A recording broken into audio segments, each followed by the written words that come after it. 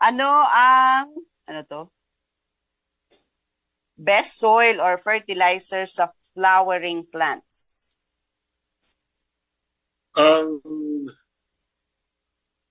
flowering plants po, kailangan po niya yung medyo acidic na lupa para po bumulaklak.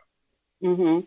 Ah, pero alamin niyo rin po dapat kung ano po ang pH ng inyong tanim na halaman.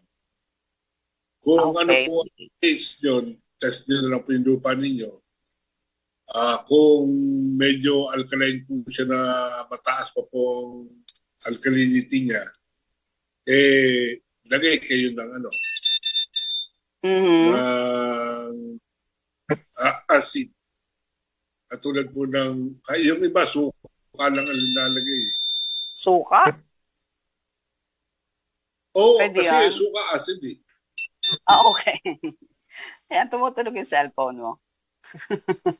So, suka, paano ilalagay yun? Ihalo mo lang sa tubig Talaga? Tapos yun yung ididilig mo. bago linalagay sa ano. Okay. Oh.